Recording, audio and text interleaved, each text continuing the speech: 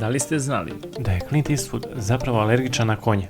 Iako je snimio dosta kaubojskih filmova i voli konje, nije mu bilo toliko zabavno da bude u njihovoj blizini. Evo ukratko top 10 činjenica o njemu. Tokom glumačke i režiserske karijere glumio u preko 60 filmova i osvojio 4 Oscara. Godine 1986. Eastwood je postao čak i gradonačelnik jednog priobalnog grada u Kaliforniji, služeći dvogodišnji mandat. Clint Eastwood je započeo svoju karijeru u TV seriji Sirova koža. Popularna western serija je trajala od 1959. do 1965. i pomogla je u pokretanju Eastwoodove glumačke karijere. Kao audofil čitavog života gaji snažnu strast posebno za jazz i country muzikom, njihovim takozvanim američkim narodnjacima.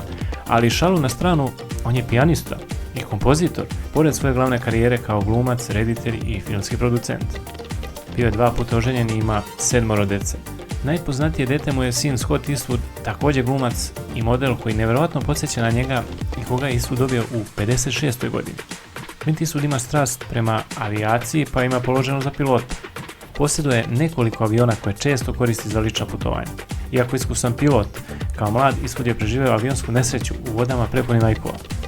Naime, 1951. dok je služio u vojsci, Eastwood, tada 21-godišnjak, bio je putnik u vojnom avionu koji se srušio u okeanu oko Kalifornije. Mogao je da glumi Supermana i Jamesa Bonda, ali je odbio da bi igrao Preo Harija, što je bio pun pogodak. Eastwood je legendarna ličnost u industriji zabave, poznata po svojim kultnim ulogama ispred i iza kamere, od ranih dana kao zapadnjačka filmska zvezda do uspješne karijere reditelja i producenta. Od svojih ranih westerna do kasnijih rediteljskih projekata Eastwood je zbog svog specifičnog dopadljivog lika i neke posebne harizme postao voljena i utjecajna figura u zabavi i vremenom postao jedan od mojih omiljenih stranih glumaca.